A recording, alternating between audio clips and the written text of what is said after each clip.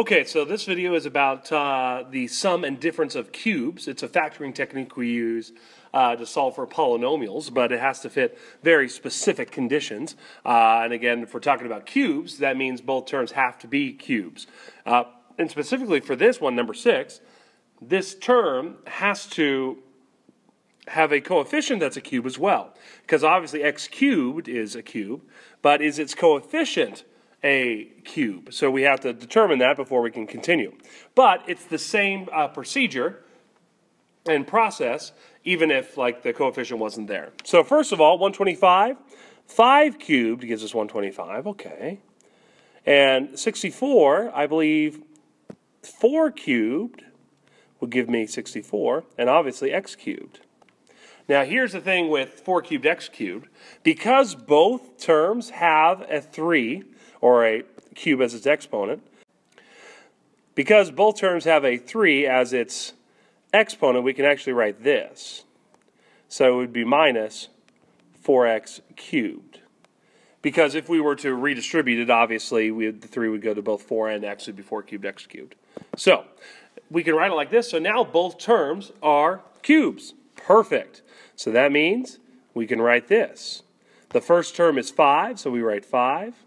And remember our fantastic acronym SOAP when we talk about this. So S-O-A-P. Okay.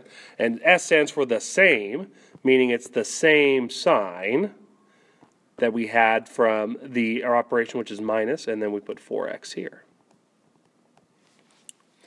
All right, then we write the second parenthesis, which is going to be a trinomial.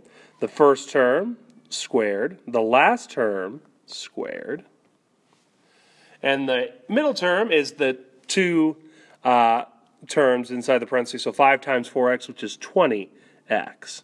And again, I do this without worrying about the signs because the SOAP acronym reminds me what signs they are. So S means the same, so that means it's subtraction, and it is. Then the opposite goes here, so that means we put plus, and then always positive means we put a plus there as well. And then we can simplify if we can. 5 squared we can simplify. And of course, the square applies to both the 4 and the x over there. So my final answer would be 5 minus 4x, and then that would give me 25 plus 20x, and this would be 16x squared, because the square applies to both terms. All right, so that is how you would do the difference of cubes. Let's go ahead and do one more example here together. Okay, that looks like this. Now, you can take a look at this and say, well, wait, 500 isn't a perfect cube. 256 isn't a perfect cube. However, is there something we can take out of both terms? Meaning, can I factor something out that would make it a cube? Or, I mean, just when we factor, is there a greatest common factor we could take out of both terms? Okay, so if I'm looking here, what can come out of both? Well, 256 is a perfect square, and if I'm thinking correctly, it would be 16, okay? So if I took out a 16, so 16 times 16, let's go ahead and there's really no fantastic way to do this except to guess and check. I would start off with basically a 2 or a 4, okay? So if I factor out a 2, we would get 250, a cubed, plus 256, that would be 128, right? 128. Okay, well, I know that 250 is not a perfect cube, neither is 128, but they're both even still, so let's take out another 2, and that would give me 125a cubed plus 64. Wait a second, I think both of those are perfect cubes, 125a cubed and 64. And so, again, when you're factoring out, you may not know the exact number to pull out immediately, but if you just factor out piece by piece, what you do is you multiply all the terms you factored out. So 2 times 2 is 4. So 4 is what I would factor out. And then now I could take a look at that and say, all right, well, 125 is a perfect cube because it's 5 cubed. We have a cubed, and 64 is 4 cubed.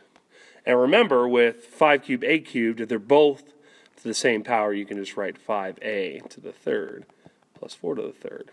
Excellent. So that means we can do our shortcut here.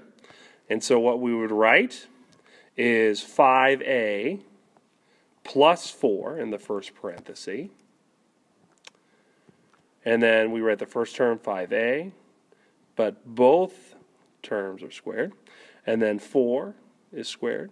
And then the middle term is 5a times 4, which is 20a. And the last thing we need to do is worry about the signs. So the first sign, the 5a plus 4, it's plus because it's the same, because we started off with positive. The second term is the opposite, so minus, and then the last one's always positive, plus. All right, and so we can simplify this because the 2 gets distributed, and 4 squared is 16. So final answer would be 5a plus 4. That would be 25a squared minus 20a plus 16. So that is how you deal with, you could factor something out at the beginning to make it easier for yourself, plus it changes the problem so you actually do have perfect cubes to start off and do this with. So there you go.